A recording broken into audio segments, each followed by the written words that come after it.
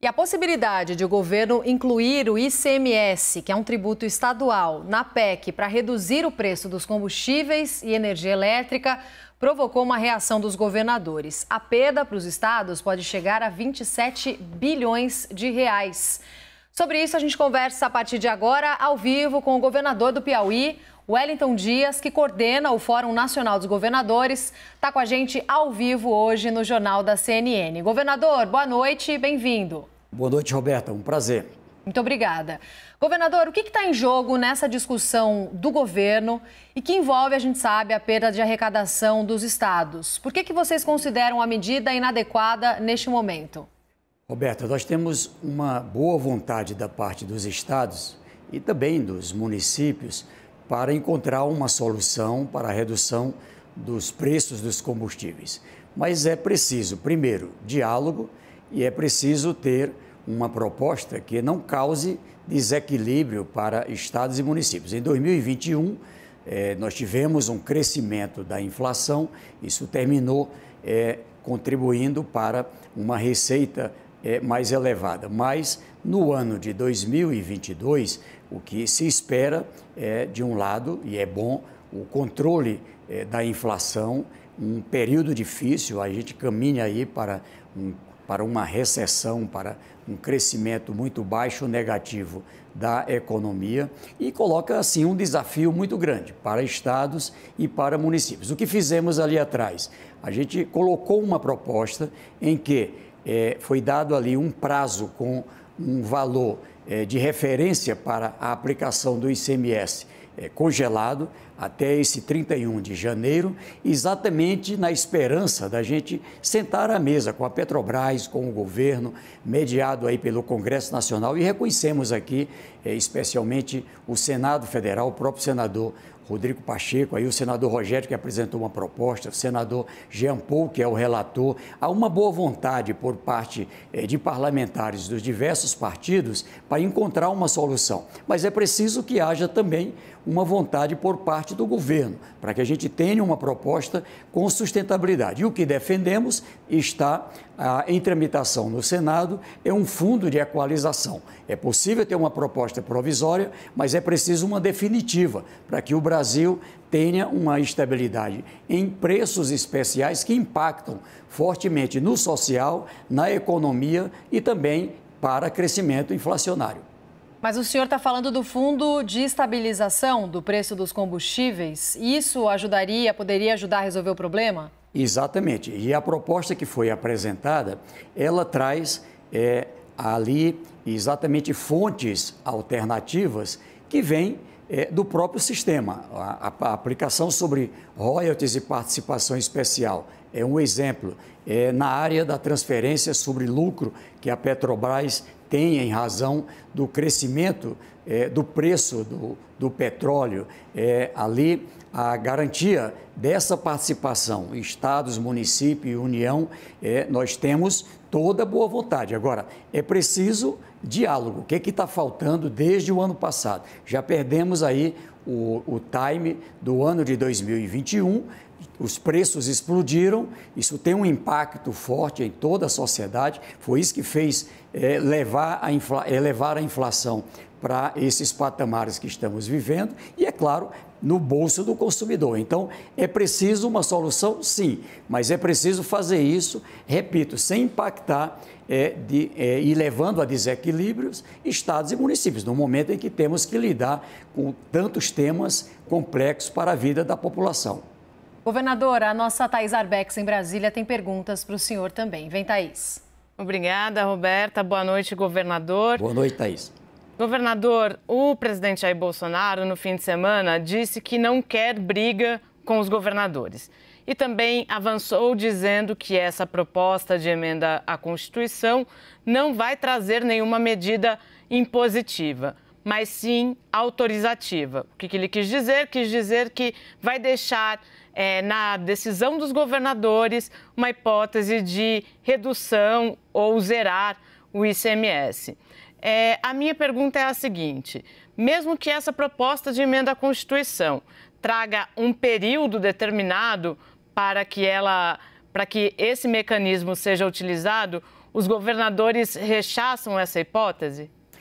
Thaís, primeiro digo que da parte dos governadores também não queremos briga, queremos diálogo, queremos solução para a pauta da população. E esse tema dos combustíveis, o preço da gasolina, do óleo diesel, do gás, enfim, ele tem uma importância vital para o social e para o econômico. A proposta que apresentamos, ela coloca um resultado mais rápido, efetivo. Por exemplo, é possível a gasolina que está nessa casa de R$ 7,00 vir para um patamar de R$ 5,00. É possível ter aí uma redução de R$ 10 a R$ 14,00 no preço do gás. Então, não é uma fantasia, é uma proposta real que coloca para o hoje e para o amanhã. A proposta que é colocada, como já foi aí anunciada, ela é, de um lado, provisória, por um tempo mais curto, ela pode criar um conflito com uma desigualdade entre as várias regiões do país e por isso que insistimos, de um lado, diálogo, segundo, uma proposta para todo o Brasil, como o país sempre fez. A política de preço dos combustíveis, energia, enfim, sempre foi tratada no Brasil com um olhar especial por conta do impacto que tem tanto na vida do povo, como também no efeito inflacionário que mexe fortemente com o social, com os salários, com, enfim, tudo aquilo que diz respeito à parte da economia que mais mexe com a população. Governador, nosso jornalista Yuri Pita, nosso analista, também tem pergunta para o senhor. Yuri. Obrigado, Roberta. Boa noite, governador. Obrigado por estar conosco. O senhor falou, pegado essa última resposta, o senhor mencionou um risco de conflito e da heterogeneidade que existe, das diferenças regionais no país. Na sua avaliação, a própria tramitação desse projeto, dessa PEC, e a eventual aprovação dela, poderia provocar um desgaste entre os governadores, a exemplo do que a gente viu na discussão do congelamento de ICMS, que também houve uma divisão entre governadores que queriam manter o ICMS congelado e os outros que queriam acabar com o congelamento? Olha, eu quero aqui, Yuri, aproveitando sua pergunta, lembrar, o tempo todo, durante o ano de 2020, 2021, enquanto a gente queria encontrar uma solução, era a culpa é do ICMS, a culpa é dos estados. Veja, nós ali por volta do mês de outubro, novembro, a gente encontrou ali um caminho de colocar uma regra em que o preço de referência para efeito da aplicação da alíquota do ICMS, que há 10 anos, em média, não tem reajustes, e lá atrás o preço da gasolina, do óleo diesel, tinha ali uma razão. Por quê? Porque tinha esse fundo de equalização que na época era sustentado com a CID, que acabaram ali em 2016 e 2017. O que é que fizemos? Então vamos aqui, para aqui, e agora tem aqui um congelamento nesse preço de referência. E ali o que aconteceu? Sucessivos aumentos. Aumenta.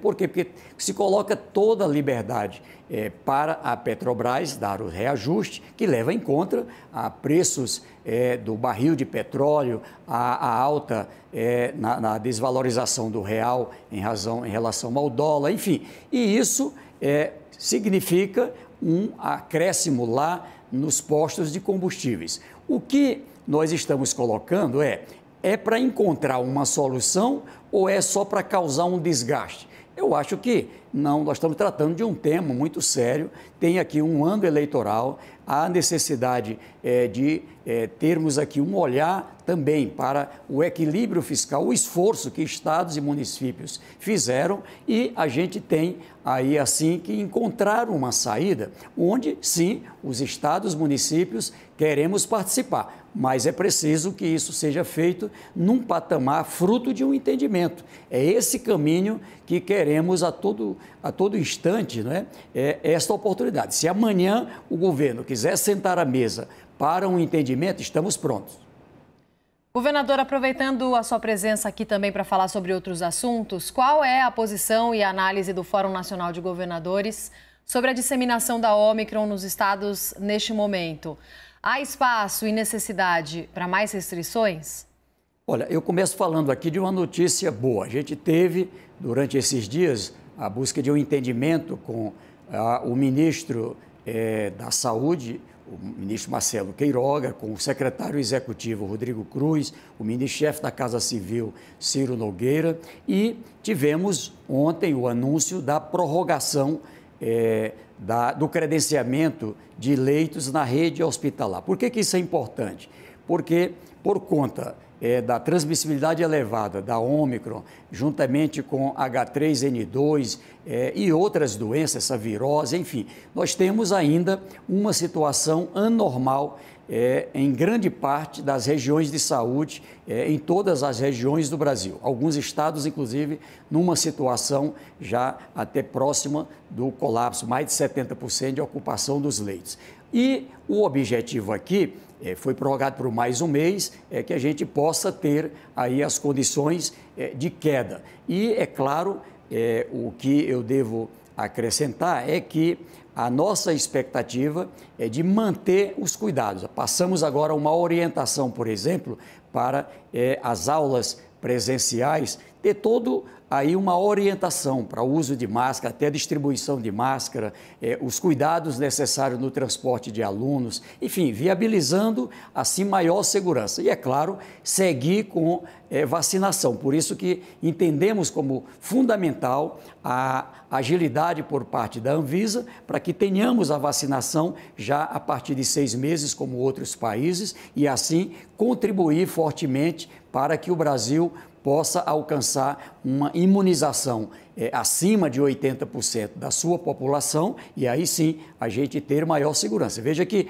a vacina, mesmo com um elevado índice de transmissibilidade, tem mais pessoas com Covid, mas tem um nível de adoecimento, pelo menos grave, bem menor em proporção ao número de pessoas com Covid.